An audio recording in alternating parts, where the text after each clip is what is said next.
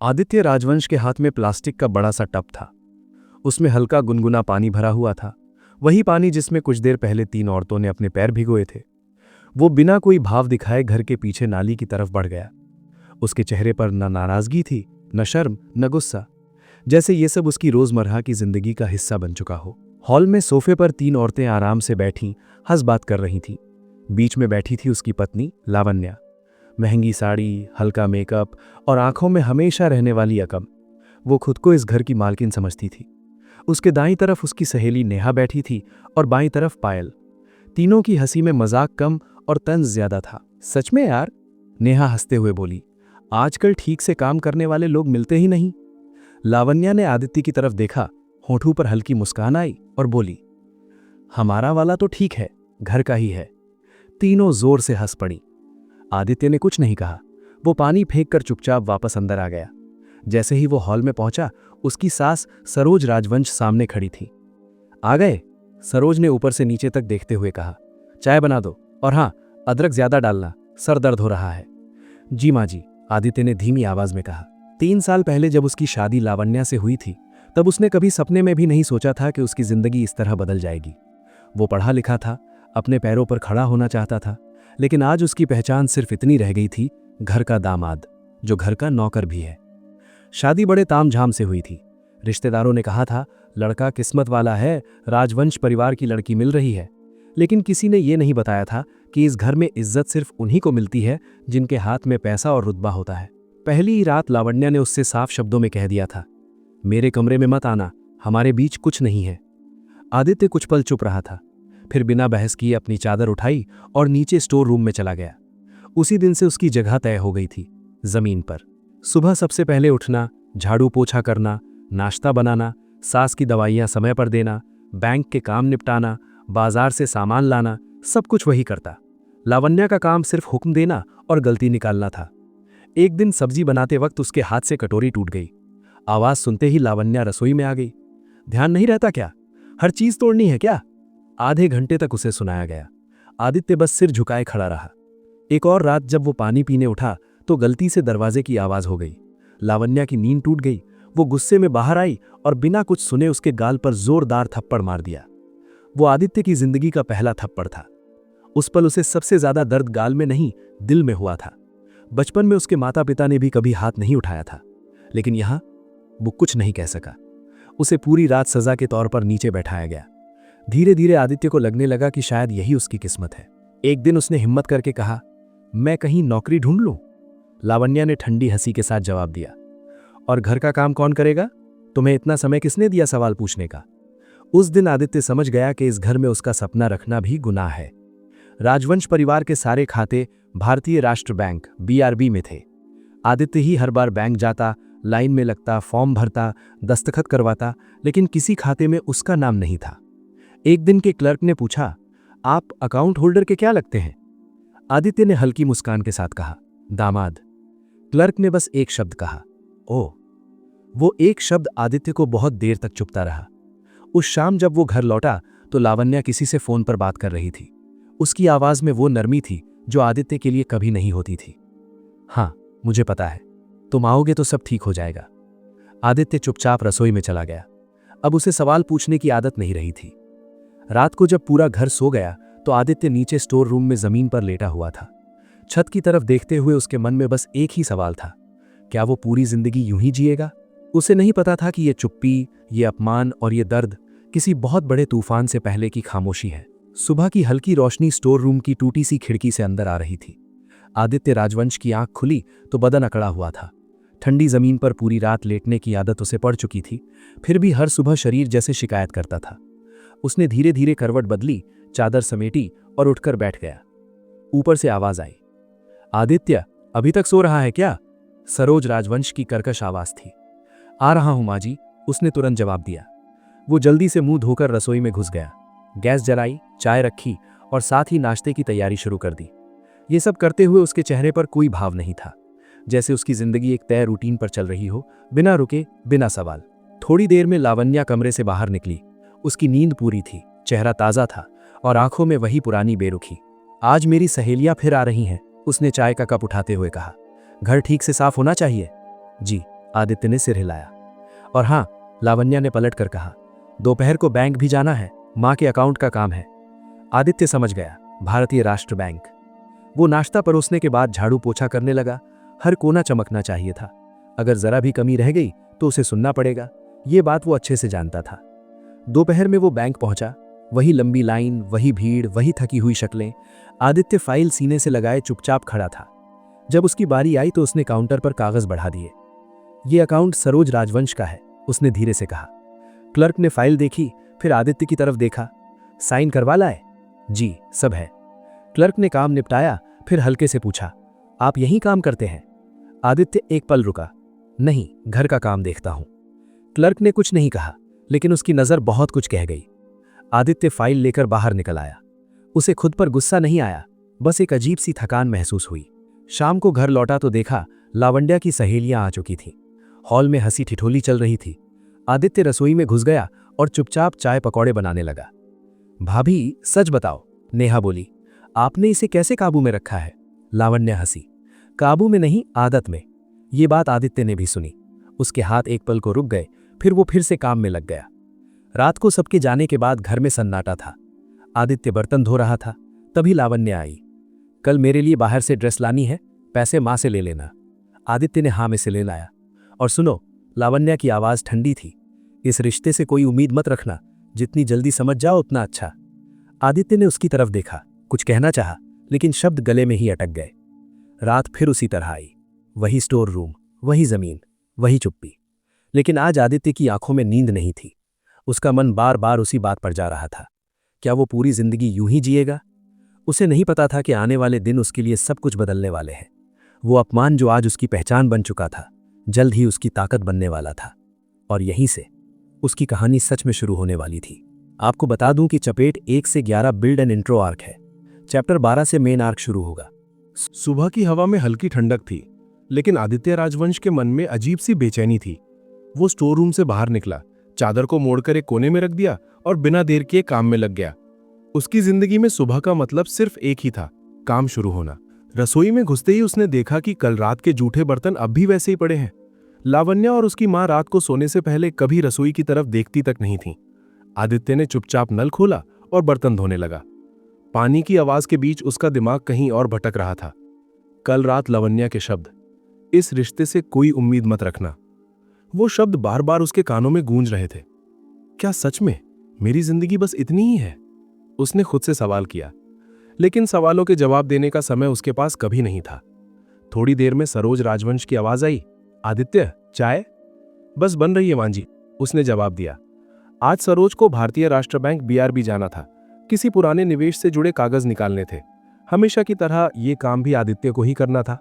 नाश्ता परोसते हुए लावण्या ने मोबाइल से नजर हटाए बिना कहा, आज जल्दी लौट आना, शाम को मेहमान आ सकते हैं। जी, आदित्य ने कहा। उसने कभी पूछा नहीं, कौन मेहमान, क्यों, कब। पूछना उसके लिए जरूरी नहीं समझा जाता था। दोपहर होते होते आदित्य बैंक पहुंच चुका था। BRB की इमारत हमेशा की तरह भरी हुई थी। AC की ठंडी हवा और लोगों की बेचैन आवाजें, सब कुछ उसे जाना पहचाना लग रहा था। वो लाइन में खड़ा था कि तभी पीछे से किसी ने आवाज दी, आदित्य। वो चौंक गया। पीछे मुड़ा तो सामने एक जाना पहचाना चेहरा था, विक्रम। विक्रम उसका कॉलेज का दोस्त। साफ कपड़े, आत्मविश्वास भरी आंखें और चेहरे पर हल्की मुस्कान। कितने साल हो गए यार, विक्रम ने हाथ बढ़ाया। आदित्य ने हाथ मिलाया, लेकिन उसकी पकड़ ढीली थी। हाँ, काफी समय। क्या कर रहा है आजकल? विक्रम ने सहजता से पूछा। आदित्य एक पल चुप रहा, फिर बोला, घर संभालता हूं। विक्रम को जवाब समझ आ गया, लेकिन उसने कुछ नहीं कहा। मैं यही ब्रांच में मैनेजर हूं, उसने कहा। आदित्य के लिए सुनना अजीब का। कभी वही विक्रम उससे नोट्स मांगता था। अच्छा है, आदित्य ने बस इतना कहा। विक्रम ने फाइल की तरफ देखा। राजवंश फैमिली? जी, आदित्य बोला। विक्रम ने आदित्य की आंखों में देखा। अगर कभी किसी चीज की जरूरत हो तो बताना। यह पहला मौका था जब किसी ने उससे ये कहा था। आदित्य ने हल्की मुस्कान दी, धन्यवाद। लेकिन उसके दिल में कुछ हिल गया था। घर लौटते वक्त आदित्य के कदम भारी थे। विक्रम से मुलाकात ने उसे उसका पुराना वजूद याद दिला दिया था, वो आदित्य जिसके सपने थे। घर पहुंचा तो माहौल बदला हुआ था। हॉल में सन्नाटा था, लेकिन लावण्या का कमरा खुला था। अंदर से किसी आदमी की आवाज आ रही थी। आदित्य का दिल तेज हो गया। वो रुक गया। सुनना नहीं चाहता था, लेकिन आवाजें साफ थीं। कब तक ऐसे चलेगा? मैं अब और इंतजार नहीं कर सकता, लावण्या की आवाज धीमी थी लेकिन साफ। थोड़ा समय दो, सब ठीक हो जाएगा। आदित्य के हाथ कांप गए। वो चुपचाप पीछे हट गया, रसोई में जाकर बैठ गया। उसने कुछ नहीं पूछा, कुछ नहीं कहा, लेकिन उसके अंदर कुछ टूट गया था। रात को जब सब सो गए, आदित्य स्टोर रूम में लेटा हुआ था, लेकिन आज उसकी आंखों में नींद नहीं थी। उसने पहली बार अपनी जिंदगी के बारे में गंभीरता से सोचा। विक्रम की बात, लावण्या की आवाज, बैंक में लोगों की नजरें, सब एक साथ उसके दिमाग में घूम रहे थे। अगर मैं आज नहीं बदला तो कभी नहीं बदलूंगा, उसने फैसला कर लिया। वो अभी नहीं जानता था कैसे, लेकिन इतना तय था, वो अब यूं चुपचाप नहीं जिएगा। कमरे के अंधेरे में आदित्य राजवंश की आंखों में पहली बार खुद के लिए जीने की चमक थी। उस रात आदित्य राजवंश देर तक जागता रहा। स्टोर रूम की छत पर जमी धूल उसे घूरती हुई सी लग रही थी, जैसे पूछ रही हो कब तक। वो करवट बदलता रहा, लेकिन नींद उससे दूर भाग रही थी। लावण्या की आवाज, उस आदमी की आवाज और बैंक में विक्रम की आंखों में दिखा आत्मविश्वास, सब एक साथ उसके अंदर उथल पुथल मचा रहे थे। पहली बार उसे लगा कि चुप रहना भी एक तरह की हार है। अगली सुबह देर से नहीं, बल्कि आदित्य आज जानबूझकर जल्दी उठा। उसके चेहरे पर वही थकान थी, लेकिन आंखों में कुछ बदला बदला सा था। रसोई में उसने चाय रखी, लेकिन आज उसने खुद के लिए भी एक कप बनाया। ये छोटी सी बात थी, लेकिन उसके लिए बहुत बड़ी। जब लावण्या बाहर आई तो उसने नोटिस किया, आज अपने लिए भी चाय बना ली। उसकी आवाज में तंज था। आदित्य ने शांत स्वर में कहा, हाँ। बस एक शब्द, कोई सफाई नहीं, कोई डर नहीं। लावण्या ने कुछ नहीं कहा, लेकिन उसकी आंखें सिकुड़ गईं। सरोज राजवंश ने अखबार रखते हुए कहा, आज बैंक जाना है, जल्दी निकलना। आज नहीं, आदित्य ने कहा। कमरे में सन्नाटा छा गया। क्या कहा? सरोज ने कड़क आवाज में पूछा। आदित्य ने उनकी तरफ देखा, पहली बार नजर झुकाए बिना। आज बैंक का काम आप खुद कर लीजिए, मुझे कुछ जरूरी काम है। लावण्या खड़ी हो गई। तुम्हें होश है, क्या बोल रहे हो? आदित्य का दिल तेज धड़क रहा था, लेकिन आवाज स्थिर थी। हाँ, और मैं बता रहा हूं, पूछ नहीं रहा। ये पल छोटा था, लेकिन 3 साल के सन्नाटे के बाद ये एक धमाके जैसा था। बाहर की दुनिया। घर से बाहर निकलते वक्त आदित्य के हाथ कांप रहे थे, लेकिन हर कदम के साथ वो खुद को थोड़ा हल्का महसूस कर रहा था। वो सीधे भारतीय राष्ट्र बैंक BRB गया, लेकिन इस बार किसी और के काम से नहीं। विक्रम के केबिन के बाहर खड़े होकर उसने गहरी सांस ली। आ जाओ, अंदर से आवाज आई। विक्रम ने उसे देखा और मुस्कुराया। बैठो, आज कैसे आना हुआ? आदित्य ने कुर्सी पर बैठते हुए कहा, मुझे नौकरी चाहिए। विक्रम बिना चौंके बोला, किस तरह की? कोई भी, शुरुआत करनी है। विक्रम कुछ पल चुप रहा, फिर बोला, तुम्हें पता है यह काम आसान नहीं है। आदित्य ने सिर हिलाया, मुझे आसान नहीं चाहिए, मुझे बस मौका चाहिए। विक्रम ने फाइल निकाली। एक प्रोबेशन पोस्ट है, तनख्वाह कम है, लेकिन अगर टिक गए तो आगे रास्ता है। आदित्य ने बिना सोचे कहा, मंजूर है। उस पल आदित्य राजवंश ने अपनी जिंदगी की दिशा बदलने वाला फैसला कर लिया। घर में तूफान। शाम को जब वो घर लौटा तो तूफान उसका इंतजार कर रहा था। कहाँ थे? लावण्या की आवाज तेज थी। बैंक में। किस काम से? नौकरी के लिए। सरोज राजवंश ने जोर से मेज पर हाथ मारा। हमारे घर की इज्जत का क्या? आदित्य ने पहली बार खुलकर कहा, इज्जत वहां नहीं होती जहां इंसान को इंसान न समझा जाए। कमरे में सन्नाटा छा गया। लावण्या की आंखों में गुस्सा था, लेकिन कहीं ना कहीं डर भी। अगर तुमने नौकरी की, उसने कहा, तो इस घर में तुम्हारी जरूरत नहीं। आदित्य ने धीरे से जवाब दिया, मुझे भी अब किसी की दया पर जीने की जरूरत नहीं। एक नई शुरुआत। उस रात आदित्य फिर स्टोर रूम में ही सोया, लेकिन आज फर्क था। जमीन वही थी, कमरा वही था, लेकिन मन पहली बार हल्का था। उसे नहीं पता था आगे क्या होगा, तकरार, अपमान या घर से निकाला जाना, लेकिन एक बात साफ थी, अब वो चुप रहने वाला आदमी नहीं था। आंखें बंद करते हुए आदित्य राजवंश के होठों पर हल्की सी मुस्कान थी, क्योंकि पहली लड़ाई उसने जीत ली थी, खुद से। आदित्य राजवंश की जिंदगी में अगली सुबह अलग थी। सब कुछ वही था, वही घर, वही रसोई, वही सास की कड़क आवाज, वही पत्नी की बेरुखी। लेकिन आज आदित्य के भीतर कुछ बदल चुका था। वो अलार्म बजने से पहले ही उठ गया। स्टोर रूम की दीवार से टिक कर कुछ पल खड़ा रहा। सांस ली, जैसे खुद को याद दिला रहा हो, आज पीछे नहीं हटना है। उसने जल्दी जल्दी नहाकर कपड़े बदले, साफ, सादा, लेकिन अपने चुने हुए। जब वो रसोई में पहुंचा तो सरोज राजवंश पहले से बैठी थीं। आज फिर जल्दी उठ गए? आवाज में ताना था। हाँ, आदित्य ने शांत स्वर में कहा, आज से मेरा समय थोड़ा बदलेगा। सरोज ने भौहें चढ़ाईं। कैसा समय? ऑफिस का। ये शब्द जैसे कमरे में गिरकर फट गया। लावण्या, जो मोबाइल में लगी थी, अचानक सिर उठाकर आदित्य को देखने लगी। ऑफिस? उसकी हंसी में यकीन नहीं था। कौन सा ऑफिस?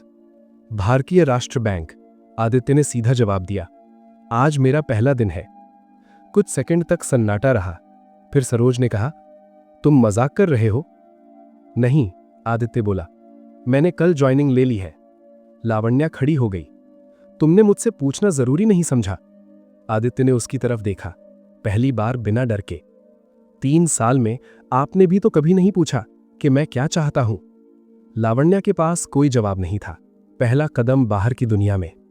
घर से निकलते वक्त आदित्य के हाथ में एक छोटा बैग था। उसमें कुछ कागज, एक पुरानी डायरी और एक नई उम्मीद। दरवाजा बंद करते समय उसने पीछे मुड़कर नहीं देखा, बस आगे। बैंक पहुंचकर उसे रिसेप्शन पर भेजा गया। एक साधारण सा आईडी कार्ड, एक टेम्पररी डेस्क और ढेर सारा काम। विक्रम ने मुस्कुराते हुए कहा, पहला दिन आसान नहीं होता। आदित्य ने सिर हिलाया। आसान की आदत नहीं है। उसकी ड्यूटी अकाउंट वेरिफिकेशन सेक्शन में लगी। फाइलें, डेटा, नियम सब नया था, लेकिन आदित्य ध्यान से सीख रहा था। हर साइन, हर एंट्री उसके लिए एक ईंट की तरह थी, अपनी नई जिंदगी की नींव में। लंच ब्रेक में वो अकेला बैठा, घर की तरह नहीं। यहां अकेलापन उसे छोटा नहीं कर रहा था, यहां वो खुद था। घर का बदलता माहौल। दूसरी तरफ राजवंश घर में माहौल भारी था। लावण्या बार बार घड़ी देख रही थी। सरोज चुप थी, लेकिन चुप्पी में गुस्सा साफ था। अगर ये नौकरी टिक गई, सरोज ने कहा, तो ये हमारे हाथ से निकल जाएगा। लावण्या ने होंठ भींच लिए। उसे डर लग रहा था, पहली बार। शाम की टकराहट। शाम को जब आदित्य घर लौटा तो थकान थी, लेकिन आत्मसम्मान भी। कैसा रहा ऑफिस? लावण्या ने पूछा। आदित्य ने जूते उतारते हुए कहा, अच्छा। बस एक शब्द, लेकिन उसमें तसल्ली थी। और घर का काम? उसने तंज कसा। आदित्य रुका, फिर बोला, मैं करूंगा, लेकिन अब सब नहीं। ये वाक्य एक नई रेखा खींच रहा था। रात का सुकून। उस रात आदित्य फिर स्टोर रूम में सोया, लेकिन आज उसे बुरा नहीं लगा, क्योंकि उसे पता था ये सिर्फ एक पड़ाव है। अंधेरे में उसने आंखें बंद कीं और पहली बार अपने कल के बारे में सोचा। डर था, मुश्किलें भी, लेकिन अब वो अकेला नहीं था। उसके साथ उसका फैसला था। आदित्य राजवंश की जिंदगी अब 2 हिस्सों में बंट चुकी थी। एक हिस्सा जो सुबह बैंक के दरवाजे के साथ खुलता था, जहां वो सिर्फ आदित्य था, कोई ताना नहीं, कोई अपमान नहीं। दूसरा हिस्सा जो रात को राजवंश घर के दरवाजे पर कदम रखते ही शुरू हो जाता था, जहां उसकी हर सांस अब भी किसी की इजाजत पर चलती थी। लेकिन फर्क इतना था कि अब वो ये फर्क समझ रहा था। बैंक की दुनिया। दूसरे हफ्ते तक आदित्य की दिनचर्या सेट होने लगी थी। सुबह समय पर निकलना, बस पकड़ना और भारतीय राष्ट्र बैंक की सीढ़ियां चढ़ते वक्त सीना थोड़ा चौड़ा हो जाना। उसका काम आसान नहीं था। हर फाइल में नियम, हर ग्राहक में शिकायत और हर गलती पर सीनियर की नजर। एक दिन गलती से उसने एक अकाउंट में डेट उलट पुलट डाल दी। ध्यान कहाँ रहता है? सुपरवाइजर ने कड़क आवाज में कहा। आदित्य ने सिर झुकाया। मेरी गलती है, मैं ठीक कर देता हूं। कोई बहाना नहीं, कोई डर नहीं। विक्रम दूर से ये सब देख रहा था। शाम को उसने आदित्य को रोक लिया। घबराया नहीं? आदित्य हल्का सा मुस्कुराया। डांट नई नहीं है, बस जगह बदल गई है। विक्रम हंस पड़ा। पर यहां डांट के साथ सीखने का मौका भी है। आदित्य ने सिर हिलाया। उसे यही चाहिए था। घर में बदलते रिश्ते। घर में हालात धीरे धीरे और कड़वे हो रहे थे। लावण्या को अब आदित्य की दिनचर्या खटकने लगी थी। न वो हर वक्त मौजूद रहता, न हर आदेश तुरंत पूरा करता।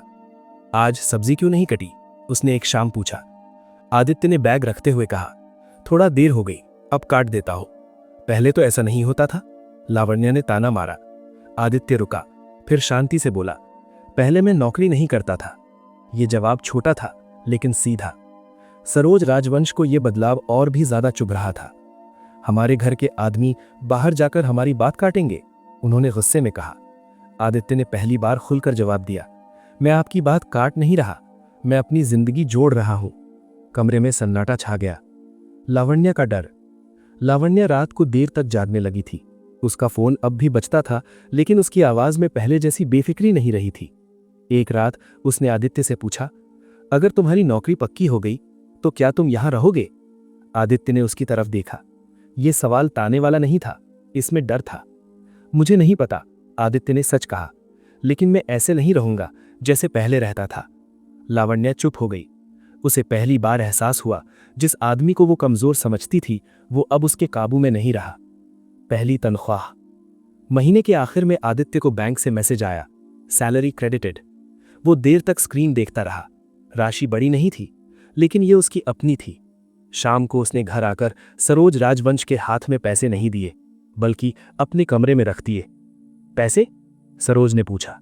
मेरी तनख्वाह है, आदित्य ने कहा, मैं खुद संभालूंगा। ये वाक्य राजवंश घर में सबसे बड़ा भूचाल था। एक नई हिम्मत।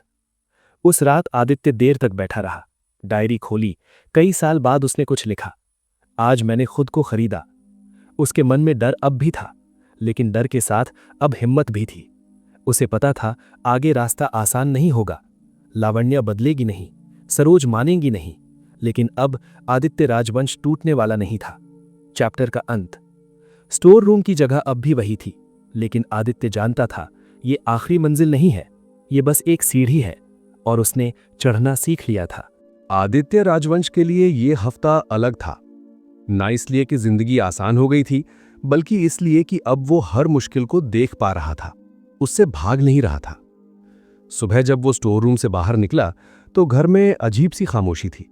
ना सरोज राजवंश की आवाज, ना लावण्या का ताना। ये चुप्पी सुकून नहीं थी, ये तूफान से पहले की शांति थी। आदित्य जानता था घर में अब हर कोई उसके बदलते कदमों को नोटिस कर रहा है। बैंक में बढ़ती जिम्मेदारी। भारतीय राष्ट्र बैंक BRB में आदित्य को अब नया लड़का नहीं कहा जाता था। काम बढ़ गया था, जिम्मेदारी भी। आज उसे पूरे सेक्शन की एक साथ रिपोर्ट देखनी थी। गलतियां छोटी थीं, लेकिन असर बड़ा हो सकता था। वो हर फाइल ध्यान से पढ़ रहा था, हर नंबर 2 बार देख रहा था। विक्रम पास आकर खड़ा हो गया। परफेक्शन की आदत डाल रहा है? आदित्य हल्का सा मुस्कुराया। गलतियों की आदत छुड़ा रहा हूं। विक्रम ने उसके कंधे पर हाथ रखा। यही चीज आगे ले जाएगी। ये वाक्य आदित्य के अंदर कहीं बैठ गया। एक नाम जो भारी था। दोपहर के समय सुपरवाइजर ने उसे केबिन में बुलाया। टेबल पर एक मोटी फाइल रखी थी। राजवंश फैमिली, उन्होंने कहा। आदित्य का दिल एक पल को रुक सा गया। फाइल खोलते ही उसे सब पहचान में आ गया। अकाउंट, ट्रांजैक्शन, नाम। कुछ गड़बड़ियां हैं, सुपरवाइजर बोले। हमें क्लीन रिपोर्ट चाहिए, बिल्कुल ईमानदार। आदित्य ने सिर हिलाया, लेकिन अंदर एक जंग शुरू हो चुकी थी। ये सिर्फ बैंक की फाइल नहीं थी, ये उसके घर की सच्चाई थी। घर का दबाव। शाम को घर पहुंचा तो लावण्या हॉल में बैठी थी। आज देर हो गई, उसने बिना देखे कहा। काम ज्यादा था, आदित्य बोला। अब हर बात का जवाब मिलने लगा है, लावण्या ने तंज किया। आदित्य ने शांत स्वर में कहा, क्योंकि अब हर बात मैं खुद से भी पूछता हूं। लावण्या चुप हो गई। सरोज राजवंश ने अंदर से आवाज दी, कल बैंक मत जाना, घर का जरूरी काम है।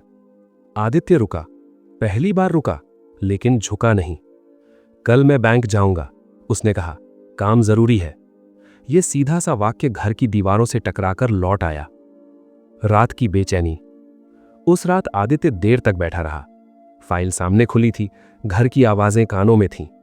अगर वो सच लिखता तो घर टूट सकता था, अगर झूठ लिखता तो वो खुद टूट जाता। उसने आंखें बंद की। 3 साल की चुप्पी याद आई, जमीन पर सोई रातें याद आईं, अपमान याद आया, और फिर पहली तनख्वाह का मैसेज। उसने फैसला कर लिया, सच की तरफ पहला कदम। अगले दिन आदित्य बैंक पहुंचा और बिना रुके काम में लग गया। हर गलत एंट्री उसने नोट की, हर संदिग्ध लेन देन मार्क किया। किसी नाम को नहीं देखा, सिर्फ सच्चाई देखी। दोपहर होते होते रिपोर्ट आधी तैयार थी। उसकी उंगलियां कांप रही थीं, लेकिन मन स्थिर था। पार्ट 1 का अंत। शाम को जब वो रिपोर्ट का आखिरी पन्ना लिख रहा था तो उसे एहसास हुआ, ये सिर्फ एक रिपोर्ट नहीं है, ये उसकी परीक्षा है, और इस बार वो फेल नहीं होना चाहता था। आदित्य राजवंश ने रिपोर्ट का आखिरी पन्ना बंद किया तो शाम ढल चुकी थी। बैंक की खिड़कियों से आती पीली रोशनी अब हल्की लगने लगी थी, लेकिन उसके मन का बोझ और भारी हो गया था। फाइल उसके सामने रखी थी, सीधी, साफ और सच से भरी हुई। उसने वही लिखा था जो था, न कम न ज्यादा। लेकिन उसे पता था इस सच्चाई की कीमत उसे घर पर चुकानी पड़ेगी। रिपोर्ट जमा करना। अगली सुबह आदित्य ने सबसे पहले वही फाइल उठाई। उसके हाथ में हल्की कंपन थी, लेकिन कदम मजबूत थे। वो सुपरवाइजर के केबिन में गया। सर, रिपोर्ट पूरी है, उसने फाइल आगे बढ़ाते हुए कहा। सुपरवाइजर ने चश्मा ठीक किया और पढ़ना शुरू किया। कमरे में सिर्फ पन्ने पलटने की आवाज थी। कुछ मिनट बाद उन्होंने सिर उठाया। तुम जानते हो, उन्होंने कहा, इस रिपोर्ट से क्या होगा? आदित्य ने बिना झिझक जवाब दिया, हाँ सर। फिर भी लिखा? जी, आदित्य बोला, क्योंकि यही सच है। सुपरवाइजर कुछ पल चुप रहे, फिर फाइल बंद की। ठीक है, तुम जा सकते हो। आदित्य बाहर निकला। दिल जोर जोर से धड़क रहा था। वो नहीं जानता था अंजाम क्या होगा, लेकिन उसने अपना काम कर दिया था। घर में पहला धमाका। शाम होते होते सरोज राजवंश के पास बैंक से कॉल आ चुका था। जब आदित्य घर पहुंचा तो हॉल में तूफान खड़ा था। ये क्या लिख दिया तुमने? सरोज ने गुस्से में पूछा। उनके हाथ में वही फाइल थी जो सच था। आदित्य ने शांत स्वर में कहा। तुम्हें जरा भी शर्म नहीं आई? सरोज चिल्लाई। हमारा नाम, हमारी इज्जत सब दांव पर लगा दी। लावण्या पास खड़ी थी। उसकी आंखों में गुस्सा नहीं, घबराहट थी। तुम्हें पता है लोग क्या कहेंगे? उसने कहा। आदित्य ने पहली बार पूरी साफ आवाज में जवाब दिया। लोग 3 साल से भी तो बहुत कुछ कहते आए हैं। कमरे में सन्नाटा छा गया। सरोज ने कठोर स्वर में कहा, तुम भूल रहे हो तुम इस घर के दामाद हो। आदित्य ने सिर हिमाया। नहीं, वो बोला, मैं भूल नहीं रहा, मैं बस अब खुद को याद रख रहा हूं। ये वाक्य राजवंश घर में पहली बार किसी दीवार से टकराया और लौट कर नहीं आया। लावण्या ने धीरे से पूछा, अगर इस वजह से तुम्हारी नौकरी चली गई तो? आदित्य ने उसकी तरफ देखा। उसकी आंखों में डर था, लेकिन आदेश नहीं। तो दूसरी ढूंढ लूंगा, आदित्य ने कहा, लेकिन झूठ के साथ नहीं जीऊंगा। बैंक का फैसला। अगले दिन आदित्य को फिर बैंक बुलाया गया। इस बार केबिन में सिर्फ सुपरवाइजर नहीं थे, ब्रांच मैनेजर भी बैठे थे। हमने रिपोर्ट देखी, मैनेजर ने कहा, और घर के दबाव की जानकारी भी है। आदित्य चुप रहा। लेकिन मैनेजर ने आगे कहा, हम ऐसे कर्मचारियों की तलाश में रहते हैं जो दबाव में भी सच ना छोड़े। उन्होंने एक कागज आगे बढ़ाया। ये तुम्हारी परमानेंट पोस्ट की अप्रूवल है। आदित्य को लगा जैसे किसी ने उसके सीने से सालों पुराना बोझ हटा दिया हो। उसकी आंखें भर आईं, लेकिन उसने सिर झुकाया। धन्यवाद सर। घर की बदलती हवा। उस शाम जब आदित्य घर लौटा तो माहौल बदला हुआ था। सरोज कुछ नहीं बोली। लावण्या चुपचाप बैठी थी। कुछ देर बाद लावण्या ने कहा, नौकरी पक्की हो गई? हां, आदित्य ने जवाब दिया। लावण्या ने सिर झुका लिया। शायद मैंने तुम्हें समझने की कोशिश ही नहीं की। यह माफी नहीं थी, लेकिन यह शुरुआत थी। अपने लिए जगह। उसी हफ्ते आदित्य ने बैंक के पास वो छोटा कमरा फाइनल कर लिया। 4 दीवारें, एक खिड़की और सुकून। जब उसने चाबी हाथ में ली तो उसे लगा यह सिर्फ कमरा नहीं, उसकी आजादी है। उस रात वो पहली बार स्टोर रूम में नहीं सोया। कमरे की खिड़की से शहर की लाइटें दिख रही थीं। आदित्य कुर्सी पर बैठा चाय पी रहा था। जिंदगी अभी पूरी तरह बदली नहीं थी। रिश्ते अब भी उलझे थे, दर्द भी बाकी था। लेकिन अब वो जमीन पर नहीं था, वो खड़ा था अपने पैरों पर, और यही उसकी असली जीत थी। आदित्य राजवंश की आंख खुली तो कमरे में शांति थी। कोई आवाज नहीं, कोई ताना नहीं, कोई आदेश नहीं। खिड़की से आती हल्की धूप सीधे उसके चेहरे पर पड़ रही थी। उसने आंखें बंद करके गहरी सांस ली। ये सांस डर से भरी नहीं थी, बल्कि राहत से भरी हुई थी। कई सालों बाद उसे सुबह का मतलब समझ में आ रहा था। एक नया दिन, न कि एक नई सजा। वो धीरे धीरे उठा। कमरे की 4 दीवारें छोटी थीं, लेकिन उसे घुटन नहीं हो रही थी। ये उसका कमरा था, उसकी जगह। यहां किसी को जवाब नहीं देना था। रसोई में जाकर उसने चाय बनाई। इलायची की खुशबू फैलते ही उसे एहसास हुआ कि वो अपने लिए कुछ कर रहा है, बिना पूछे, बिना झिझके। ये छोटी सी बात थी, लेकिन उसके लिए बहुत बड़ी। चाय का कप लेकर वो खिड़की के पास बैठ गया। नीचे सड़क पर लोग जल्दी जल्दी निकल रहे थे। कोई ऑफिस जा रहा था, कोई स्कूल छोड़ने, कोई रोज की जद्दोजहद में डूबा हुआ था। आदित्य ने महसूस किया कि वो भी उसी दुनिया का हिस्सा है, लेकिन अब मजबूरी से नहीं, चुनाव से। शीशे के सामने खड़े होकर उसने खुद को देखा। वही चेहरा, वही आंखें, लेकिन आज नजर झुकी हुई नहीं थी। कंधे सीधे थे। चेहरे पर थकान थी, पर कमजोरी नहीं। दरवाजा बंद करते समय उसने चाबी को कुछ पल हाथ में थामे रखा। ये आदत अब नहीं थी, रुककर महसूस करना। फिर वो बाहर निकल गया। भारतीय राष्ट्र बैंक की इमारत सामने आई तो आदित्य के कदम अपने आप स्थिर हो गए। पहले ये जगह उसे डराती थी, अब ये उसे उसकी मेहनत की याद दिलाती थी। अंदर घुसते ही किसी ने कहा, गुड मॉर्निंग आदित्य जी। उसने हल्की मुस्कान के साथ सिर हिलाया। नाम लेकर बुलाया जाना उसे अब भी अजीब लगता था, लेकिन अच्छा लगता था। आज उसकी ड्यूटी कस्टमर डीलिंग में थी। उसे बताया गया था कि यहां नियम जरूरी है, लेकिन इंसान उससे भी ज्यादा। आदित्य ने यह बात दिल में बैठा ली। पहला ग्राहक गुस्से में था, आवाज ऊंची थी, शब्द कड़वे। 3 बार आ चुका हूं, उसने कहा। हर बार कोई नया फॉर्म पकड़ा देते हैं। आदित्य ने कुर्सी आगे बढ़ाई। बैठिए, उसने शांत स्वर में कहा। एक एक करके देखते हैं। कुछ मिनटों में गुस्सा धीमा पड़ने लगा। आदित्य ने कागज देखे, समस्या समझी और समाधान निकाला। जब काम पूरा हुआ तो ग्राहक की आवाज बदल चुकी थी। आपने मेरी बात सुनी, वो बोला। यही सबसे बड़ी बात है। आदित्य ने हल्की मुस्कान के साथ सिर हिलाया। दोपहर तक कई चेहरे आए और गए। हर चेहरे के साथ एक कहानी थी, और हर कहानी में आदित्य खुद को थोड़ा और मजबूत महसूस करता गया। लंच ब्रेक में उसने फोन देखा। एक मैसेज था, लावण्या का। मां की रिपोर्ट ठीक है। आदित्य ने पढ़ा। कोई घबराहट नहीं हुई, कोई बेचैनी नहीं।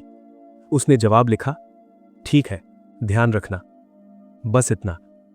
शाम को काम खत्म हुआ तो थकान महसूस हुई, लेकिन ये वो थकान थी जो मेहनत के बाद आती है, अपमान के बाद नहीं। उसने बैग उठाया और बाहर निकल आया। बैंक के बाहर खड़े होकर उसने एक पल के लिए आसमान की तरफ देखा। सूरज ढल रहा था, लेकिन उसके भीतर कुछ उग रहा था। पुराने घर के सामने पहुंचकर हो रुका। अंदर जाना अब उसकी मजबूरी नहीं थी। फिर भी वो गया। सरोज राजवंश सोफे पर बैठी थी। चेहरा पहले से शांत था। लावण्या रसोई में थी। कोई ताना नहीं, कोई आदेश नहीं। कुछ देर बाद लावण्या चाय लेकर आई। बिना कुछ कहे कप रख दिया। यह छोटा सा बदलाव आदित्य ने महसूस किया। काम कैसा चल रहा है? सरोज ने पूछा। ठीक, आदित्य ने कहा। जिम्मेदारी बढ़ रही है। सरोज ने सिर हिलाया। बस इतना। रात को अपने कमरे में लौटकर आदित्य ने दरवाजा बंद किया, कुर्सी खींचकर बैठा और डायरी खोली। उसने लिखा, आज मैंने किसी से लड़ाई नहीं की। आज किसी ने मुझे छोटा नहीं किया। और सबसे जरूरी, आज मैंने खुद को छोटा होने नहीं दिया। कमरा शांत था, लेकिन यह सन्नाटा अब खाली नहीं था। यह सन्नाटा एक नई शुरुआत की तरह था। आदित्य ने लाइट बंद की और लेट गया। कल क्या होगा उसे नहीं पता था, लेकिन आज वो ठीक था, और यही काफी था। अगले दिन आदित्य राजवंश की सुबह थोड़ी जल्दी शुरू हुई। नींद पूरी नहीं हुई थी, लेकिन मन में बेचैनी भी नहीं थी। यह अजीब सा संतुलन था, थकान और सुकून के बीच का। वो तैयार होकर बाहर निकला। कमरे का दरवाजा बंद करते समय उसने पीछे मुड़कर नहीं देखा। अब पीछे देखने की आदत छूटती जा रही थी। सड़क पर चलते हुए उसे महसूस हुआ कि दुनिया वही है, लेकिन उसका नजरिया बदल गया है। पहले वो भीड़ में खो जाता था, अब भीड़ के बीच अपनी जगह महसूस करता था। भारतीय राष्ट्र बैंक एंटर करते ही उसे सीधे एक मीटिंग में बुलाया गया। ये उसके लिए नई बात थी। कमरे में 2 सीनियर अधिकारी बैठे थे। फाइलें खुली थीं, चेहरे गंभीर थे। बैठिए आदित्य, एक अधिकारी ने कहा। यह साधारण सा वाक्य था, लेकिन उसमें भरोसा था। मीटिंग एक पुराने अकाउंट से जुड़ी थी। कागजों में गड़बड़ी थी और ग्राहक लगातार दबाव बना रहा था। आदित्य ने ध्यान से सब सुना। उसने बीच में बोलने की जल्दी नहीं की।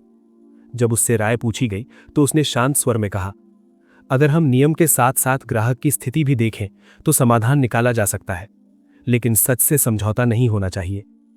कमरे में कुछ पल की चुप्पी रही। फिर एक अधिकारी ने सिर हिलाया। ठीक है, इसी तरह आगे बढ़ते हैं। आदित्य को महसूस हुआ कि उसकी बात सुनी गई है। सिर्फ सुनी नहीं, मानी भी गई है। दोपहर के समय वो खिड़की के पास खड़ा था। नीचे गाड़ियां दौड़ रही थीं, लोग जल्दी में थे। उसे अचानक याद आया कि कभी वो भी हर पल भागता रहता था, डर से, अपमान से। अब वो खड़ा था, स्थिर। विक्रम पास आकर बोला, लगता है अब तुम्हें रोकना मुश्किल हो जाएगा। आदित्य ने हल्की मुस्कान के साथ कहा, अब रुकने की वजह ही नहीं बची। शाम को पुराने घर से फोन आया। इस बार आवाज में आदेश नहीं था। आज आ सकोगे? सरोज राजवंश ने पूछा। हां, आदित्य ने जवाब दिया, थोड़ी देर के लिए। जब वो पहुंचा तो घर में अजीब सी खामोशी थी। न झगड़ा, न ताना। लावण्या बैठी थी। उसने आदित्य को देखा और धीरे से कहा, बैठो। ये शब्द पहले भी कहे गए थे, लेकिन आज उनमें दबाव नहीं था। कुछ देर बाद लावण्या ने कहा, अगर तुम पहले ऐसे होते तो शायद मैं भी अलग होती। ये शिकायत नहीं थी, ये स्वीकार था। आदित्य ने कोई सफाई नहीं दी, बस इतना कहा, हम दोनों बदल रहे हैं, देर से सही। लावण्या ने सिर झुका लिया। घर से निकलते समय सरोज ने कहा, तुम अब अपने फैसले खुद लेते हो। आदित्य रुका, फिर बोला, अब वही सीख रहा हूं। रात को अपने कमरे में लौटकर आदित्य ने खिड़की खोली। शहर की रोशनियां दूर तक फैली थी। उसने डायरी निकाली और लिखा, मैं अब वही आदमी नहीं हूं जो चुपचाप सह लेता था। मैं वही आदमी हूं जो खुद के लिए खड़ा होना सीख रहा है। कल मुश्किलें आएंगी, घर में भी, बाहर भी, लेकिन अब वो उनसे भागेगा नहीं। लाइट बंद करते हुए उसके चेहरे पर हल्की मुस्कान थी, क्योंकि अब उसकी जिंदगी उसकी अपनी कहानी बन चुकी थी। आदित्य राजवंश की जिंदगी में अब दिन और रात के बीच फर्क साफ दिखने लगा था। पहले रातें डर से भरी होती थीं और दिन थकान से। अब रातें सोच से भरी थीं और दिन उम्मीद से। सुबह जब वो उठा तो मन में एक अजीब सा भारीपन था। ये भारीपन डर का नहीं था, ये जिम्मेदारी का था। आज बैंक में उसकी भूमिका पहले से अलग होने वाली थी। वो तैयार होकर बाहर निकला। कमरे का दरवाजा बंद करते समय उसने चाबी जेब में रखी और एक पल को रुक गया।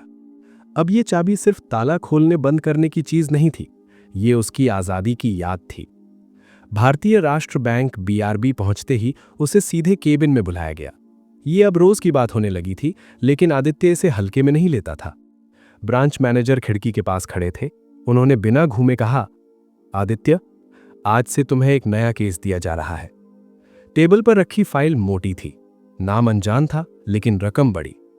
ये केस आसान नहीं है, मैनेजर बोले। ऊपर से दबाव है और नीचे से शिकायत।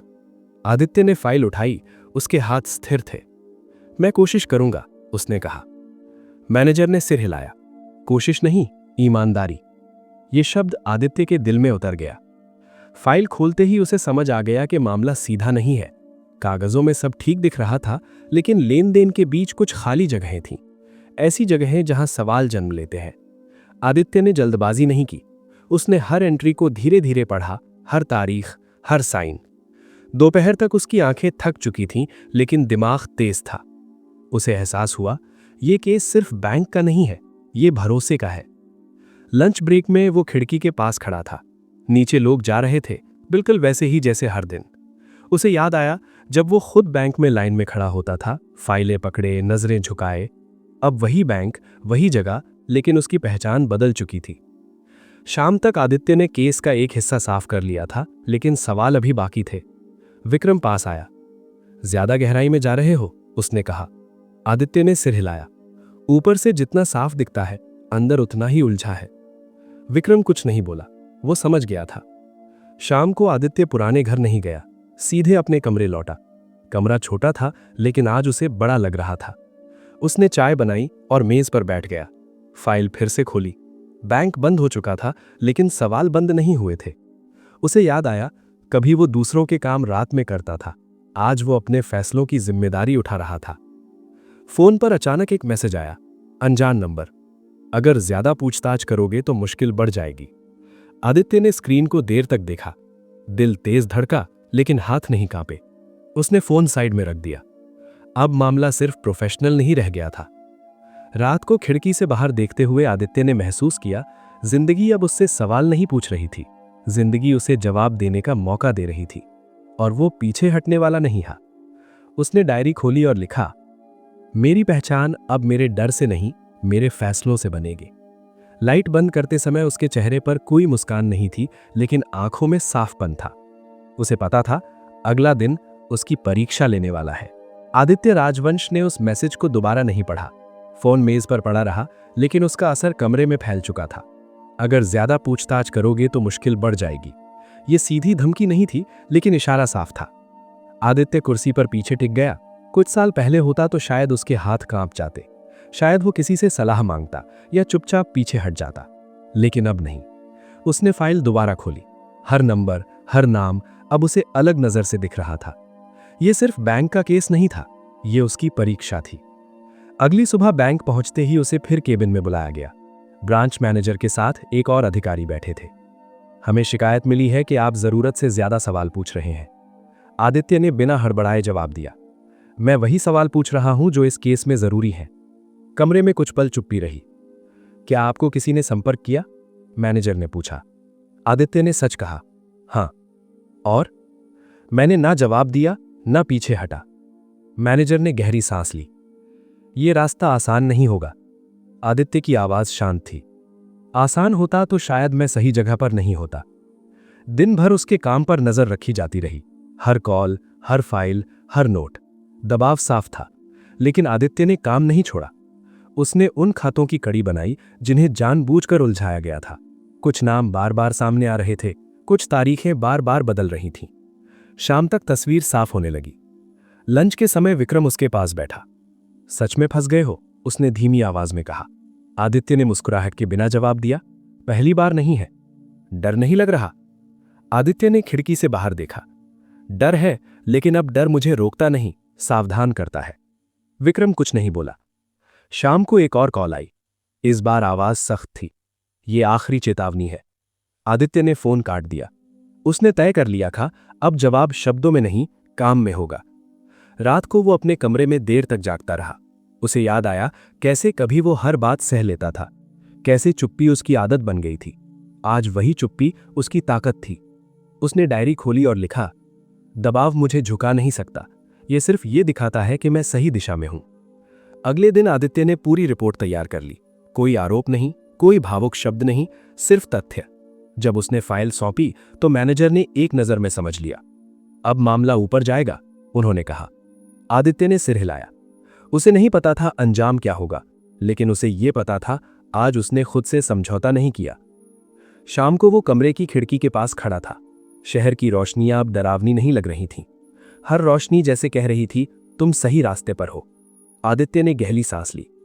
ये लड़ाई शायद अभी खत्म नहीं हुई थी, लेकिन अब वो लड़ना सीख चुका था। आदित्य राजवंश के लिए ये दिन पहले से ही भारी था। रिपोर्ट जमा होने के बाद से समय जैसे रुक सा गया था। काम चलता रहा, लोग आते जाते रहे, लेकिन उसके भीतर कहीं एक लगातार सवाल घूम रहा था, अब आगे क्या? भारतीय राष्ट्र बैंड की इमारत में आज उसे अपनी ही आहट अलग सुनाई दे रही थी। वो जानता था कि उसकी फाइल अब सिर्फ एक फाइल नहीं रही, वो एक बयान बन चुकी थी। डेस्क पर बैठते ही उसे लगा कि माहौल बदल गया है। कोई खुलकर कुछ नहीं कह रहा था, लेकिन बातें फुसफुसाहट में बदल चुकी थीं। कुछ लोग नजरें चुराते थे, कुछ ज्यादा देर तक देखते थे। आदित्य ने दोनों को स्वीकार किया। सुबह की मीटिंग में एक सीनियर अधिकारी ने सीधे सवाल किया, क्या आप अपनी रिपोर्ट पर कायम हैं? आदित्य ने बिना हिचक जवाब दिया, हां। अगर ऊपर से दबाव आया तो? तब भी? उसने कहा, मैं वही कहूंगा जो रिकॉर्ड में है। कमरे में सन्नाटा फैल गया। यह सन्नाटा डर का नहीं था, यह तौलने का था। मीटिंग के बाद आदित्य अपने डेस्क पर लौटा। कागज वही थे, काम वही था, लेकिन आज हर काम के साथ एक अतिरिक्त वजन जुड़ा हुआ था। वो जानता था अगर जांच आगे बढ़ी तो कुछ लोग असहज होंगे, और असहज लोग अक्सर खामोश नहीं रहते। दोपहर में विक्रम ने उसे कैंटीन में बुलाया। माहौल सही नहीं लग रहा, विक्रम ने कहा। आदित्य ने चाय का कप घुमाया। सच कभी आरामदेह नहीं होता। अगर तुम्हें साइडलाइन कर दिया गया तो? आदित्य ने उसकी तरफ देखा। तो भी ये बेहतर है, बजाय इसके कि मैं खुद को साइडलाइन कर दूं। विक्रम कुछ नहीं बोला। वो जानता था यह फैसला बदला नहीं जा सकता। शाम को आदित्य को फिर से केबिन में बुलाया गया। इस बार मैनेजर अकेले नहीं थे, एक बाहरी ऑडिटर भी मौजूद था। हमें आपकी रिपोर्ट के कुछ हिस्सों पर आपसे सीधा स्पष्टीकरण चाहिए, ऑडिटर ने कहा। आदित्य ने फाइल खोली। हर सवाल का जवाब ठीक उसी जगह से दिया जहां से सवाल उठता था। न कोई भावुकता, न कोई सफाई, सिर्फ तथ्य। केबिन से निकलते वक्त उसके कंधों पर बोझ था, लेकिन रीढ़ सीधी थी। वो जानता था पहली लड़ाई जीतना जरूरी नहीं, पहली लड़ाई में टिके रहना जरूरी है। शाम को अपने कमरे लौटकर उसने दरवाजा बंद किया। कमरा शांत था, लेकिन ये शांति अब डर नहीं थी। उसने डायरी खोली और लिखा, सच बोलने के बाद सबसे कठिन काम खामोशी में खड़ा रहना होता है। आज मैं खड़ा हूं। लाइट बंद करते समय आदित्य ने गहरी सांस ली। यह सिर्फ शुरुआत थी। आदित्य राजवंश को उस रात नींद नहीं आई। कमरे की लाइट बंद थी, लेकिन दिमाग पूरी तरह जाग रहा था। मीटिंग के सवाल, ऑडिटर की नजरें और बैंक के भीतर फैली खामोश हलचल सब एक एक करके उसके सामने आ रहे थे। ये वही माहौल था जिससे वो कभी भागता था, लेकिन अब वो भाग नहीं रहा था। अगली सुबह बैंक पहुंचते ही उसे एहसास हो गया कि कुछ बड़ा होने वाला है। डेस्क पर बैठते ही एक मेल आया। आज दोपहर आपको जांच समिति के सामने अपना पक्ष रखना है। आदित्य ने स्क्रीन को देर तक देखा। दिल तेज धड़क रहा था, लेकिन हाथ स्थिर थे। उसने जवाब लिखा, मैं उपस्थित रहूंगा। दोपहर की मीटिंग छोटे कॉन्फ्रेंस रूम में थी। 3 लोग सामने बैठे थे, 2 बैंक के वरिष्ठ अधिकारी और एक स्वतंत्र ऑडिटर। टेबल पर वही फाइल थी। आप समझते हैं, एक अधिकारी ने कहा, कि यह मामला कई बड़े खातों को प्रभावित करता है। आदित्य ने सिर हिलाया। हां, फिर भी आपने कोई नरमी नहीं दिखाई। आदित्य की आवाज शांत थी। नरमी तथ्यों में नहीं होती। कमरे में कुछ पल कोई नहीं बोला। ऑडिटर ने अगला सवाल पूछा, क्या आपको किसी तरह का दबाव महसूस हुआ? आदित्य ने बिना रुके कहा, हां। किस तरह का? मैसेज के जरिए, आदित्य बोला, और अप्रत्यक्ष इशारों के जरिए। फिर भी आपने रिपोर्ट नहीं बदली? नहीं, आदित्य ने कहा, क्योंकि रिपोर्ट बदलने से सच नहीं बदलता। मीटिंग लंबी नहीं थी, लेकिन हर मिनट भारी था। आखिर में एक अधिकारी ने फाइल बंद की। हम आपकी ईमानदारी को नजरअंदाज नहीं कर सकते, उसने कहा। जांच जारी रहेगी और आपसे सहयोग लिया जाएगा। आदित्य ने सिर झुकाया। यह जीत नहीं थी, लेकिन यह हार भी नहीं थी। मीटिंग के बाद वो सीधे बाहर नहीं गया। वो बैंक की सीढ़ियों पर बैठ गया। नीचे लोग आ जा रहे थे। कोई उसे पहचान नहीं रहा था। कोई नहीं जानता था कि अभी अभी उसके जीवन का एक मोड़ इन दीवारों के अंदर तय हुआ है। उसने गहरी सांस ली। पहली बार उसे लगा, सच के साथ खड़ा होना उसे थका नहीं रहा, ये उसे मजबूत बना रहा था। शाम को अपने पुराने घर गया, इस बार बिना झिझक। सरोज राजवंश ने उसे देखा और चुप रहीं। लावण्या कुछ देर तक उसे देखती रहीं, फिर बोली, सब ठीक है? आदित्य ने सीधे जवाब दिया, नहीं, लेकिन सही है। लावण्या ने कुछ नहीं कहा, बस सिर झुका लिया। घर से निकलते समय सरोज ने धीरे से कहा, हर लड़ाई घर के लिए नहीं लड़ी जाती। आदित्य रुका, पीछे मुड़ा। कुछ लड़ाइयां खुद के लिए लड़नी पड़ती हैं, उसने कहा। रात को अपने कमरे लौटकर आदित्य ने खिड़की खोली। शहर की लाइटें अब उसे डराती नहीं थीं। उसने डायरी खोली और लिखा, सच की कीमत अकेलापन है, लेकिन ये अकेलापन मुझे तोड़ नहीं रहा, ये मुझे मैं बना रहा है। डायरी बंद करते समय उसके चेहरे पर हल्की सी शांति थी। उसे नहीं पता था जांच का नतीजा क्या होगा, लेकिन उसे यह पता था, आज उसने खुद से नजर नहीं चुराई, और यही उसकी सबसे बड़ी जीत थी। आदित्य राजवंश को पहली बार एहसास हुआ कि किसी फैसले की बात की शांति फैसले से भी ज्यादा भारी होती है। जांच समिति के सामने अपनी बात रखने के बाद से उसके भीतर एक अजीब सा खालीपन था। न डर, न राहत, बस एक ठहराव। सुबह जब वो उठा तो खिड़की से आती रोशनी पहले जैसी ही थी, लेकिन उसका असर अलग था। ये रोशनी अब उसे जगाने नहीं आई थी, बल्कि याद दिलाने आई थी कि जो हो चुका है वो लौट कर नहीं आएगा। वो देर तक बिस्तर पर बैठा रहा। जिंदगी में पहली बार उसे ये समझ में आ रहा था कि सही होना हमेशा सुकून नहीं देता। कई बार सही होना अकेला कर देता है। फिर भी उसने खुद से नजर नहीं चुराई। बैंक के लिए निकलते समय उसके कदम धीमे थे। जल्दी नहीं थी, शायद इसलिए कि अब भागने की जरूरत नहीं रही थी। भारतीय राष्ट्र बैंक की इमारत आज पहले से ज्यादा औपचारिक लग रही थी। दरवाजे वही थे, दीवारें वही थी, लेकिन अंदर का माहौल बदला हुआ था। लोग सामान्य दिखने की कोशिश कर रहे थे, लेकिन आदित्य को साफ महसूस हो रहा था कि सब कुछ सामान्य नहीं है। डेस्क पर बैठते ही उसे एक नोटिस दिखाई दिया। आज से अगली सूचना तक आप विशेष जांच दल के साथ समन्वय करेंगे। ये सजा नहीं थी, ये इनाम भी नहीं था, ये जिम्मेदारी थी। विक्रम उसके पास आया। उसके चेहरे पर हल्की चिंता थी। अब तुम सीधे जांच के बीच में हो, उसने कहा। आदित्य ने सिर हिलाया। मैं जानता हूं, लोग खुश नहीं होंगे। आदित्य ने शांत स्वर में जवाब दिया, लोग पहले भी खुश नहीं थे। विक्रम कुछ पल चुप रहा, फिर बोला, लेकिन अब मामला बड़ा है। आदित्य ने खिड़की की तरफ देखा। बड़ा होना ही इसका मतलब है। दिन भर आदित्य को अलग अलग दस्तावेज देखने पड़े। कुछ फाइलें अधूरी थीं, कुछ जानबूझकर उलझाई गई थीं। और कुछ इतनी साफ थीं कि उन पर शक होना तय था। उसे धीरे धीरे समझ में आने लगा कि ये सिर्फ एक वित्तीय गड़बड़ी नहीं है, ये एक पूरा सिस्टम है जो डर पर चलता है, खामोशी पर पलता है, और वो सिस्टम अब उससे टकरा रहा था। दोपहर में एक सीनियर अधिकारी ने उसे अलग से बुलाया। आप बहुत आगे निकल आए हैं, उसने बिना भूमिका के कहा। आदित्य ने सीधा जवाब दिया, मैं बस वहीं हूं जहां सच मुझे ले आया है। हर सच उजागर करना जरूरी नहीं होता, अधिकारी ने कहा। आदित्य की आवाज स्थिर थी, लेकिन हर झूठ ढकना भी जरूरी नहीं होता। कमरे में कुछ सेकंड तक सन्नाटा रहा, फिर अधिकारी ने फाइल बंद कर दी। आप जा सकते हैं। शाम को बैंक से निकलते वक्त आदित्य के भीतर थकान थी, लेकिन ये थकान अब उसे कमजोर नहीं कर रही थी। बाहर की हवा ठंडी थी, उसने गहरी सांस ली। पहली बार उसे महसूस हुआ कि ये लड़ाई अब सिर्फ उसकी नहीं रही, ये उन सब की है जो कभी चुप रह गए थे। पुराने घर से फोन आया। लावण्या की आवाज में घबराहट थी। मां ने तुम्हारे बारे में पूछा था, उसने कहा। आदित्य कुछ पल चुप रहा।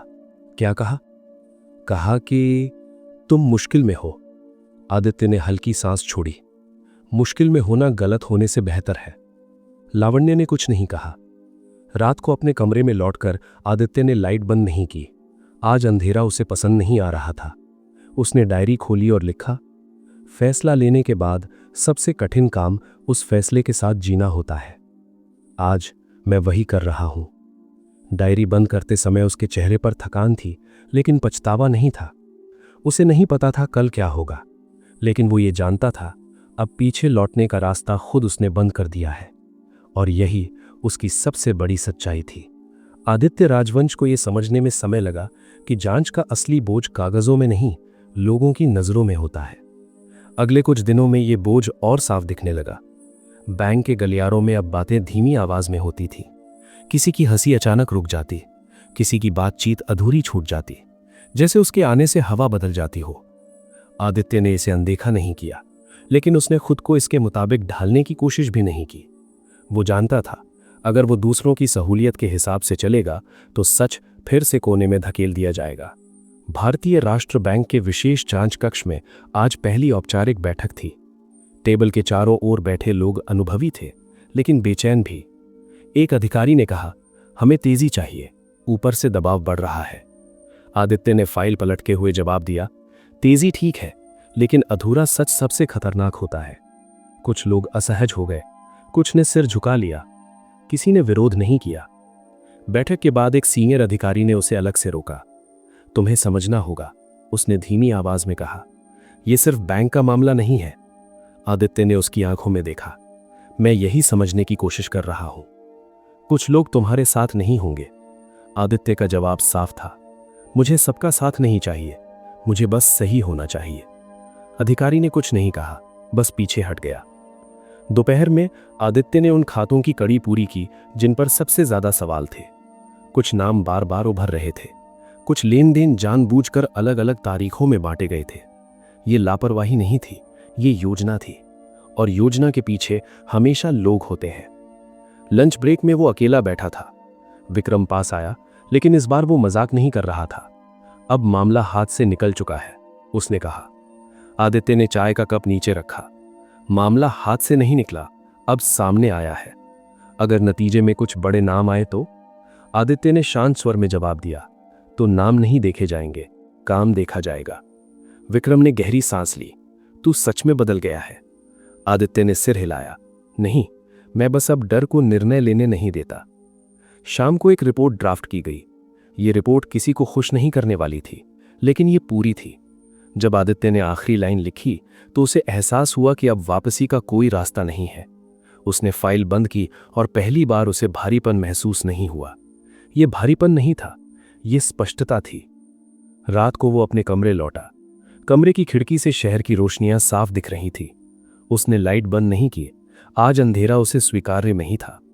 डायरी खोली और लिखा, सच के साथ चलना थकाता है, लेकिन यह थकान मुझे जीवित महसूस कराती है। अगर मैं आज रुक गया तो कल मैं खुद को नहीं पहचानूंगा। डायरी बंद करते समय उसके चेहरे पर थकान थी, लेकिन आंखों में स्थिरता थी। अगली सुबह बैंक से एक औपचारिक नोट आया। जांच रिपोर्ट शीर्ष प्रबंधन को भेजी जा रही है। आपको आगे के निर्देशों के लिए तैयार रहने को कहा जाता है। आदित्य ने नोट पढ़ा और खिड़की से बाहर देखा।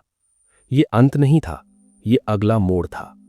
उसने बैग उठाया, दरवाजा बंद किया और बाहर निकल गया। अब ये लड़ाई सिर्फ सच्चाई की नहीं थी, ये पहचान की लड़ाई थी। और आदित्य राजवंश इस बार पीछे हटने वाला नहीं था। आदित्य राजवंश को अब इंतजार की आदत हो चुकी थी, लेकिन इस बार का इंतजार अलग था। ये किसी डर से नहीं, किसी उम्मीद से भी नहीं, ये जिम्मेदारी से भरा हुआ था। सुबह जब वो उठा तो फोन पर कई मिस्ड कॉल थे, सब अनजान नंबर। उसने किसी को वापस कॉल नहीं किया। उसे पता था जब सही समय आएगा तो आवाज खुद सामने आ जाएगी। वो तैयार होकर बाहर निकला। कमरे का दरवाजा बंद करते वक्त उसने एक पल के लिए चाबी को देखा। अब यह सिर्फ धातु का टुकड़ा नहीं था, यह उस रास्ते की निशानी थी जो उसने खुद चुना था। बैंक पहुंचते ही उसे सीधे ऊपर बुलाया गया। इस बार कोई मेल नहीं, कोई नोटिस नहीं, बस एक छोटा सा संदेश, तुरंत केबिन में आए। केबिन में 3 लोग बैठे थे, ब्रांच मैनेजर, एक क्षेत्रीय अधिकारी और एक चेहरा जो उसने पहले नहीं देखा था। कमरे में बैठते ही उसे महसूस हुआ, आज बातें गोल गोल नहीं होंगी। आपकी रिपोर्ट, क्षेत्रीय अधिकारी ने कहा, शीर्ष स्तर पर पहुंची है। आदित्य ने कुछ नहीं कहा। कुछ लोग नाराज हैं, उसने आगे कहा। कुछ लोग प्रभावित होंगे। आदित्य ने शांत स्वर में जवाब दिया, सच अक्सर किसी न किसी को प्रभावित करता है। कमरे में कुछ पल सन्नाटा रहा। तीसरे व्यक्ति ने बोलना शुरू किया, उसकी आवाज भारी थी। आपको एक विकल्प दिया जा रहा है, उसने कहा। आप जांच से अलग हो सकते हैं, ट्रांसफर, शांत जगह। यह पेशकश किसी तोहफे जैसी लग सकती थी। आदित्य ने बिना झिझक पूछा, और जांच? जांच चलती रहेगी, आवाज आई, बिना आपके। आदित्य ने कुर्सी से पीठ टिकाई, कुछ पल सोचा, फिर बोला, अगर मैं अलग हो गया तो सच कमजोर हो जाएगा। सच व्यक्ति पर निर्भर नहीं होता, क्षेत्रीय अधिकारी ने कहा। आदित्य की नजर सीधी थी, लेकिन ईमानदारी होती है। मीटिंग खत्म हो गई, कोई फैसला सुनाया नहीं गया, बस समय मांगा गया। बाहर निकलते वक्त उसे महसूस हुआ कि आज पहली बार उससे पीछे हटने को सभ्य तरीके से कहा गया था। दोपहर में वो अपनी डेस्क पर बैठा कागज देख रहा था, लेकिन ध्यान कागजों में नहीं था।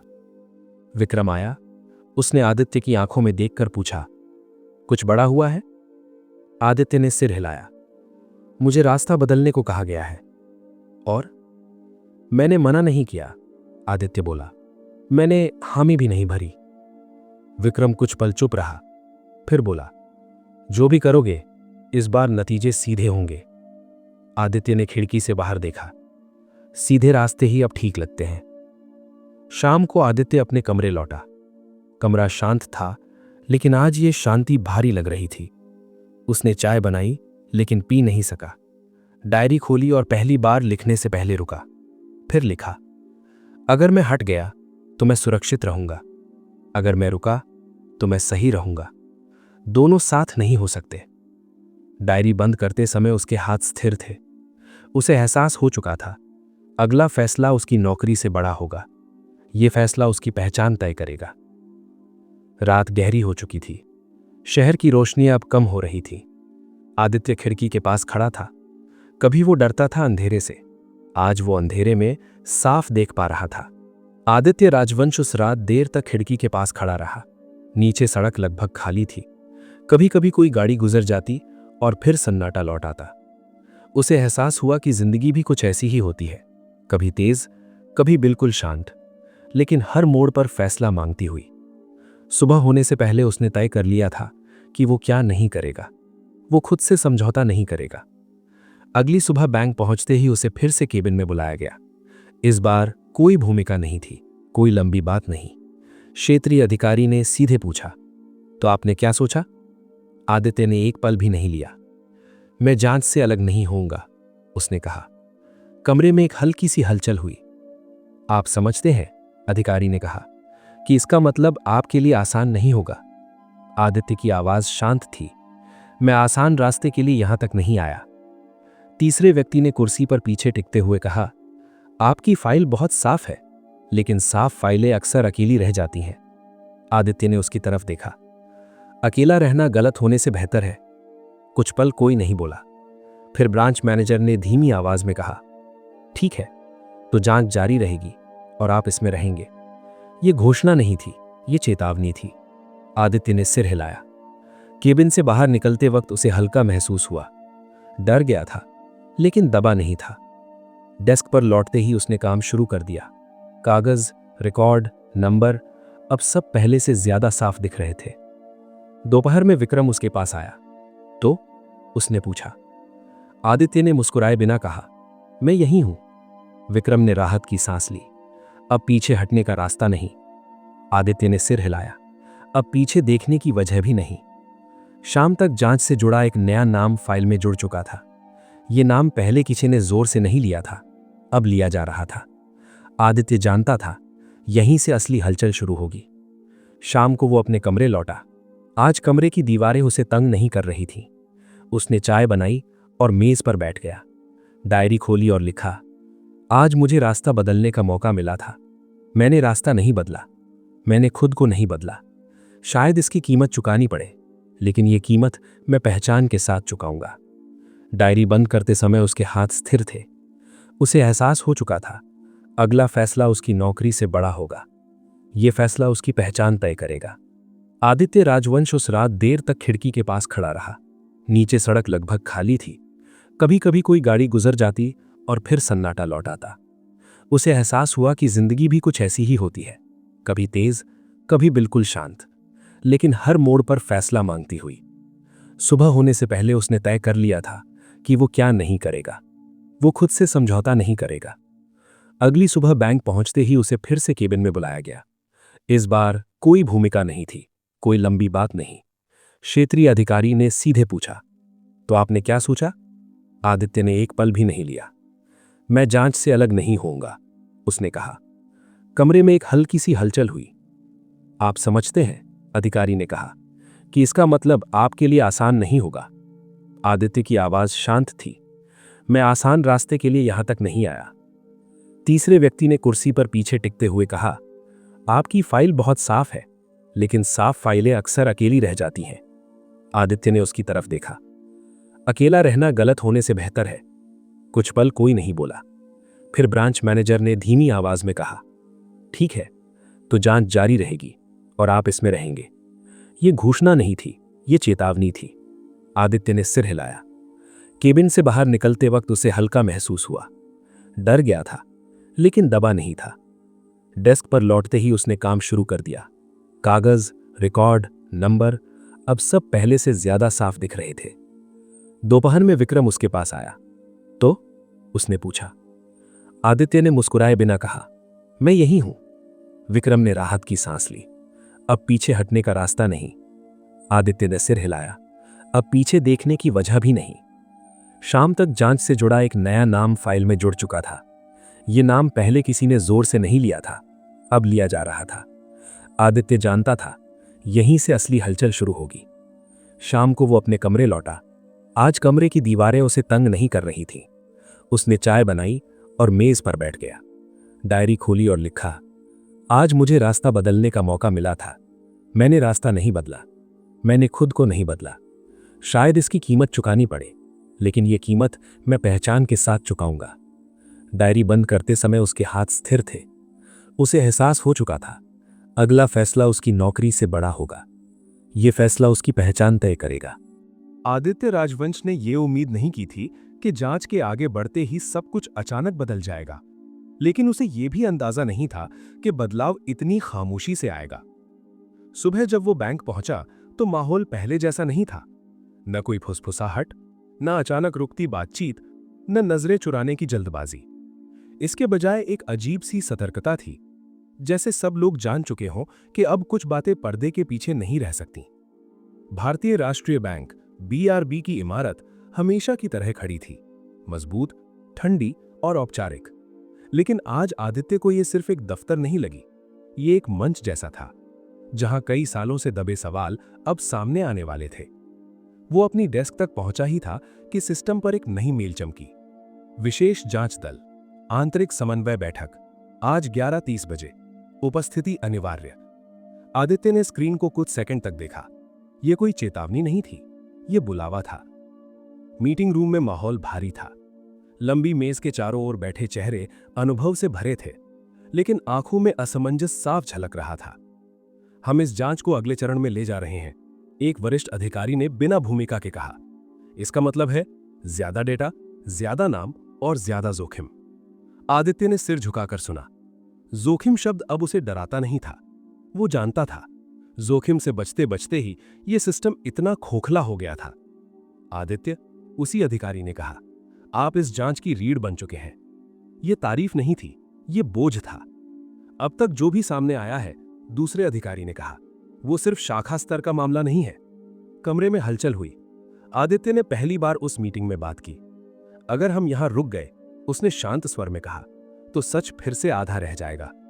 कुछ चेहरों पर असहजता थी, कुछ पर राहत। मीटिंग के बाद आदित्य अपनी डेस्क पर लौटा। काम वही था, फाइलें, रिकॉर्ड, डेटा। लेकिन आज हर दस्तावेज एक कहानी की तरह लग रहा था। एक खाते की कहानी, एक लेन देन की कहानी, और उन सबके पीछे छुपे लोगों की कहानी। उसे एहसास हुआ, ये जांच अब सिर्फ गलतियों की सूची नहीं थी, ये डर की संस्कृति का नक्शा बन चुकी थी। दोपहर में एक अनजान चेहरा उसके पास आया। आप आदित्य राजवंश हैं? आवाज धीमी थी। जी, आदित्य ने कहा। मैं अनुपालन विभाग से हूं, उस आदमी ने कहा। कुछ बातें हैं जो रिकॉर्ड में नहीं लिखी गईं। आदित्य ने कुर्सी की ओर इशारा किया। बैठिए। उस आदमी ने बैठते हुए चारों ओर देखा। मैं गवाही देना चाहता हूं, उसने कहा, लेकिन नाम के साथ नहीं। आदित्य ने बिना चौंके जवाब दिया, सच नाम से बड़ा होता है। उस आदमी की आंखों में पहली बार राहत दिखी। उस बातचीत के बाद आदित्य देर तक चुप बैठा रहा। उसे एहसास हुआ अब वो अकेला नहीं था। डर अब सिर्फ उसके कंधों पर नहीं था, वो टूटना शुरू हो चुका था। शाम को वो अपने कमरे लौटा। कमरा वही था, लेकिन आज उसे और शांत लगा। उसने चाय बनाई और खिड़की के पास बैठ गया। शहर की आवाजें अब उसे दबा नहीं रही थीं। उसने डायरी खोली और लिखा, जब सच बोलने वाला एक से ज्यादा हो जाता है तो सच अकेला नहीं रहता। आज मैंने ये महसूस किया। रात गहराती गई, लेकिन आदित्य की आंखों में नींद से ज्यादा साफपन था। उसे पता था यह अध्याय अभी पूरा नहीं हुआ है, असली टकराव अब शुरू होने वाला है। आदित्य राजवंश को अब साफ समझ में आ रहा था कि जांच का सबसे मुश्किल हिस्सा कागजों को पढ़ना नहीं, बल्कि लोगों को पढ़ना है। जो लोग कल तक चुप थे, वे आज बेचैन थे, और जो लोग अब बोलने लगे थे, वे डर और राहत के बीच झूल रहे थे। अगली सुबह बैंक पहुंचते ही उसे पता चल गया कि हालात बदल चुके हैं। डेस्क पर 3 नई फाइलें रखी थीं। सभी पर लाल निशान लगा था, संवेदनशील। उसने पहली फाइल खोली। नाम अनजान नहीं था। यह वही नाम था जो अब तक हर बातचीत में गोल गोल घूम रहा था, लेकिन कभी सीधे सामने नहीं आया था। अब आ गया था। आदित्य ने फाइल बंद नहीं की। उसने गहरी सांस ली और आगे पढ़ता गया। दोपहर से पहले ही विशेष जांच दल की एक और बैठक बुला ली गई। इस बार माहौल औपचारिक नहीं था, यह सतर्क था। हमने ऊपर तक सूचना भेज दी है, एक वरिष्ठ अधिकारी ने कहा। अब इसमें देरी नहीं की जा सकती, एक और अधिकारी ने जोड़ा। लेकिन हमें यह भी देखना होगा कि यह किस स्तर तक जाएगा। आदित्य ने बिना भूमिका के कहा, जहां तक सच जाएगा, मामला वहीं तक जाएगा। कमरे में सन्नाटा छा गया। यह सन्नाटा विरोध का नहीं था, यह स्वीकार का था। बैठक के बाद वही अनुपालन विभाग का व्यक्ति फिर से आदित्य के पास आया। इस बार वो अकेला नहीं था, उसके साथ 2 और लोग थे। तीनों के चेहरे पर एक ही तरह की थकान थी, लंबे समय तक चुप रहने की थकान। हम बोलना चाहते हैं, उनमें से एक ने कहा, क्योंकि अब हमें लग रहा है कि कोई सुनेगा। आदित्य ने कुर्सियां खींच दी। बोलिए। जो बातें सामने आई वो किसी एक खाते तक सीमित नहीं थीं। ये पूरा एक ढांचा था, जहां डर को नियम बना दिया गया था और सवाल पूछना गलती। आदित्य ने सब सुना, बीच में टोका नहीं, सिर्फ नोट करता रहा। जब वे चले गए तो मेज पर कागज नहीं, जिंदगियां पड़ी थीं। शाम तक बैंक के गलियारों में खबर फैल चुकी थी। अब नाम लिए जा रहे थे। अब फुसफुसाहटें खुले वाक्यों में बदल रही थीं। कुछ लोग राहत में थे, कुछ गुस्से में, और कुछ डरे हुए। आदित्य को एक फोन आया। इस बार अनजान नंबर नहीं था। आप हालात बिगाड़ रहे हैं, दूसरी तरफ से कहा गया। आदित्य ने शांत स्वर में जवाब दिया, मैं हालात नहीं, हकीकत दिखा रहा हूं। आप नहीं जानते आप किससे उलझ रहे हैं। आदित्य ने फोन कान से हटाए बिना कहा, सच से बड़ा कोई नहीं होता। कॉल कट गई। रात को वो अपने कमरे लौटा। आज पहली बार कमरा उसे छोटा लगा, इसलिए नहीं कि वो घुट रहा था, बल्कि इसलिए कि अब उसकी जिम्मेदारी इन 4 दीवारों से बाहर फैल चुकी थी। उसने डायरी खोली और लिखा, जब सच बोलने वाले कई हो जाते हैं तो डर अपनी आवाज खो देता है। आज मैंने ये होते देखा। अगली सुबह बैंक से आधिकारिक आदेश आया। विशेष जांच दल का दायरा बढ़ाया जा रहा है। कुछ वरिष्ठ अधिकारियों से पूछताछ की जाएगी। आपको समन्वय अधिकारी नियुक्त किया जाता है। आदित्य ने आदेश पढ़ा और खिड़की से बाहर देखा। सूरज वही था, सड़क वही थी, लेकिन सिस्टम वही नहीं रहा था। वो बैंक के दरवाजे से बाहर निकला तो उसे एहसास हुआ कि ये अब सिर्फ नौकरी नहीं रही है, ये उसकी लड़ाई बन चुकी है।